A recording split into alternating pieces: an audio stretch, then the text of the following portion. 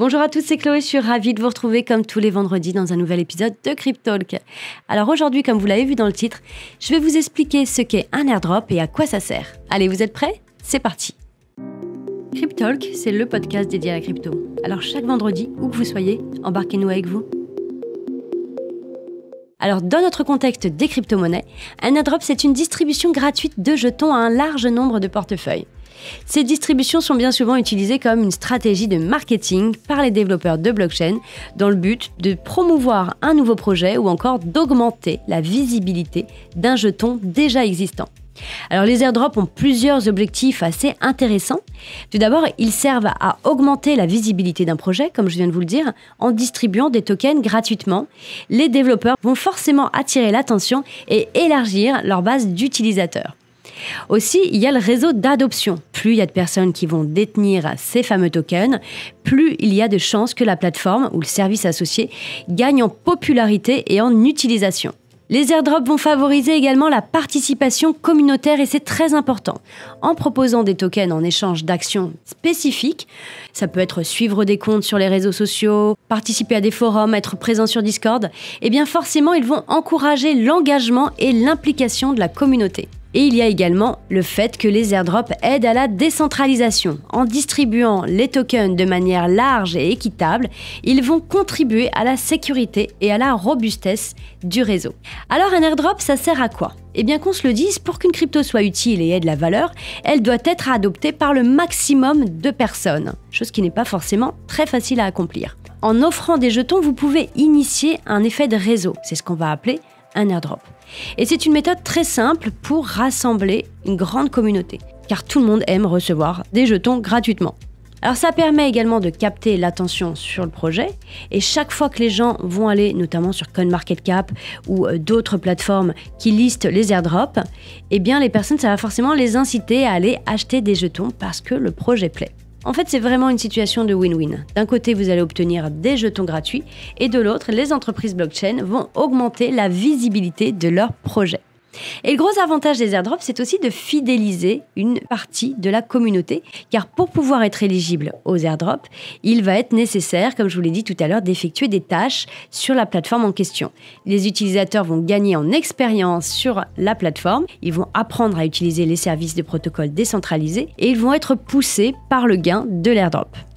Je vais vous parler maintenant du premier airdrop de l'histoire. Il a eu lieu en 2014, le projet s'appelle Aurora Coin et il a été conçu pour être une crypto nationale accessible en Islande. Alors en tirant parti des registres nationaux méticuleux de l'Islande, Aurora Coin a distribué sa crypto native, qu'on appelle l'or, AUR, à l'ensemble de la population islandaise en dédiant 50% de son approvisionnement total de jetons aux citoyens islandais. Alors les résidents n'avaient qu'une chose à faire, c'était s'inscrire pour recevoir 31,80 or. Alors bien qu'Aurora Coin aura été le pionnier du premier airdrop de crypto, il n'a finalement pas réussi à atteindre son objectif qui était assez ambitieux de devenir la première crypto nationale. Mais il aura eu le mérite d'essayer. Donc Aurora Coin a peut-être lancé le premier programme d'airdrop de crypto, mais d'autres airdrops l'ont rapidement dépassé en taille et surtout en notoriété. Il y a notamment la Stellar Development Foundation, SDF, qui a été fondée avec l'engagement de distribuer 19% de son approvisionnement initial total de Lumen, XLM. Et ça représente 19 milliards de XLM aux personnes qui possédaient du Bitcoin. Alors en 2016, elle a commencé à mettre en œuvre cet engagement. Et dans un premier temps, le programme a été testé en distribuant 3 milliards de XLM aux détenteurs de Bitcoin via différentes plateformes participantes. Puis en 2017, Stellar a donné les 16 milliards de XLM qui restaient proportionnellement au montant de Bitcoin détenu par les utilisateurs via différentes plateformes d'échange. Comme on pouvait s'y attendre, donner gratuitement de telles sommes a forcément attiré l'attention des médias. Donc de nombreux médias ont fait de la pub sur cet airdrop comme étant les plus grandes distributions jamais réalisées pour les consommateurs. Alors on peut dire ces derniers temps que les airdrops de crypto ont pris une nouvelle tournure en devenant des mécanismes de distribution de tokens de gouvernance. Alors imaginez que vous avez été un utilisateur précoce d'une plateforme, eh bien vous pourriez être récompensé et ce rétroactivement avec des jetons de gouvernance. Ces jetons sont très précieux parce qu'ils vont vous donner un droit de vote dans le processus de prise de décision communautaire d'une plateforme décentralisée. Ce phénomène est devenu très courant dans l'écosystème DeFi. Donc la DeFi, pour rappel, c'est la finance décentralisée. Je vous ai déjà fait des podcasts sur ce sujet. Avec des plateformes renommées comme Uniswap, vous avez Curve, vous en avez d'autres qui adoptent ce type de pratique. L'histoire a véritablement commencé en 2020, lorsque le protocole d'échange décentralisé, donc ce qu'on appelle un DEX, Uniswap, a lancé son propre jeton de gouvernance appelé UNI. Alors pour marquer cet événement, Uniswap a distribué 400 jetons UNI à chaque utilisateur qui avait déjà utilisé sa plateforme. Et à l'époque, ces 400 UNI, ils valaient environ 1400 $ et plus de 250 comptes ont reçu ce don. Ça représentait un total de plus de 350 millions de dollars et cet airdrop était révolutionnaire. Alors non seulement par son ampleur, mais aussi et surtout par sa méthode de distribution rétroactive et c'était du jamais vu.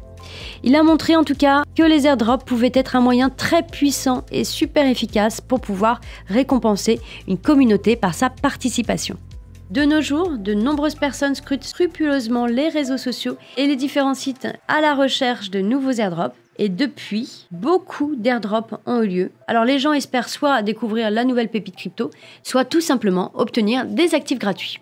Après, l'un n'empêche pas l'autre. Dans cet univers en constante évolution qu'est la crypto, les airdrops de tokens, de jetons de gouvernance, se sont imposés comme une tendance incontournable qui relie les utilisateurs et les plateformes de manière innovante et très lucrative. On peut même dire que les airdrops sont de plus en plus sophistiqués. En juin 2022, le Layer 2 Optimism a lancé sa campagne d'airdrop. Au total, 4 saisons auront eu lieu, couvrant ainsi 3 ans pendant lesquels les utilisateurs recevront des tokens appelés OP à la fin de chaque saison. Et de cette façon, Optimism maximise son effet de réseau en récompensant autant les nouveaux arrivants que les anciens. Au total, 19% de la supply sera dédiée à cette campagne d'airdrop et ça va représenter 300 millions de dollars. Et chaque utilisateur peut visualiser la somme de jetons qui va lui être allouée, mais ne pourra en bénéficier que lors de la TGE. Alors la TGE, c'est la Token Generation Event. C'est lorsqu'un token est enfin échangeable sur les marchés. Voilà, tant que le token n'est pas listé et n'est pas échangeable, c'est bloqué. Alors dans le cas d'Optimism, la TGE a lieu le 4 juin 2022 à un prix de 1 $ et à l'heure d'aujourd'hui, à l'heure d'écriture de ce podcast, le jeton est de 2,5 $. Belle progression. Un autre Layer 2 concurrent direct d'Optimism, qu'on appelle Arbitrum, procède exactement de la même manière, seulement le prix du token, lui, est resté plutôt stable depuis sa sortie. Mais alors, comment ça se passe un airdrop ? Déjà, il y a des critères de qualification. Les airdrops peuvent être, et la plupart du temps le sont d'ailleurs, conditionnels. Par exemple, ça peut être accessible aux détenteurs d'une certaine quantité de crypto spécifique ou les utilisateurs d'un service spécifique pour être éligibles.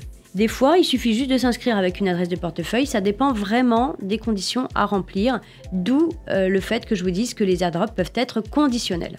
Pour savoir s'il y a un airdrop ou pas, la plupart du temps, les développeurs vont annoncer l'airdrop à l'avance sur différents canaux de communication. Ça peut être leurs réseaux sociaux, des forums crypto, sur leur Discord ou sur des sites web officiels qui listent les airdrops. Et pour la distribution, les tokens sont souvent distribués directement au portefeuille des participants qualifiés et ce, de manière la plupart du temps automatisée. Après, les bénéficiaires peuvent utiliser leurs jetons comme n'importe autre crypto. Ils vont pouvoir les échanger, les vendre ou encore les utiliser sur la plateforme associée au projet.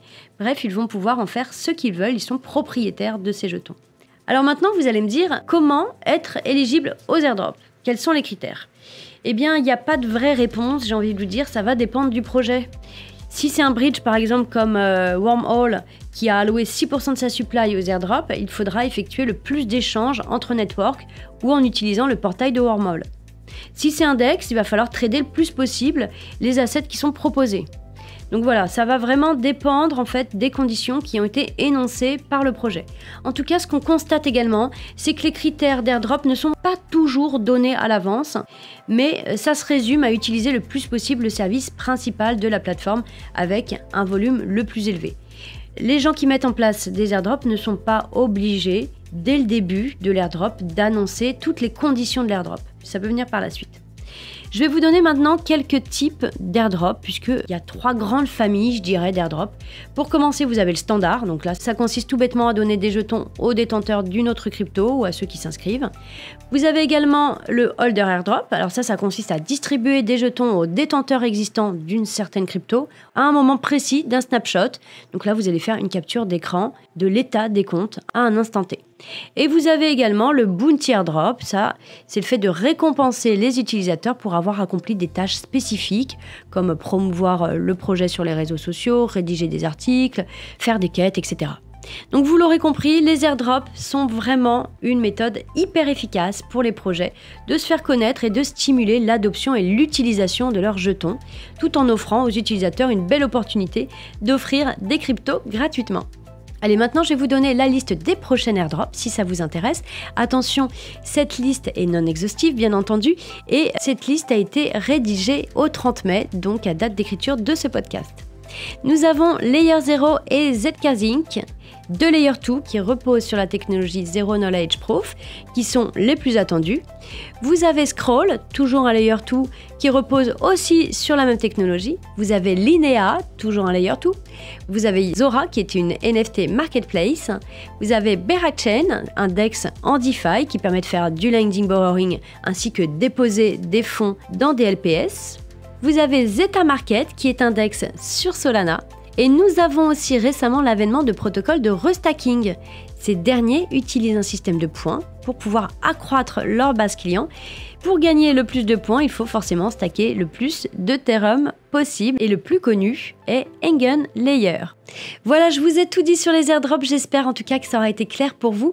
Avec Wiggle, notre service de paiement crypto-euro, sachez que nous avons décidé de faire un airdrop, ce n'est plus un secret puisque je l'ai teasé il y a déjà quelques semaines sur notre Discord.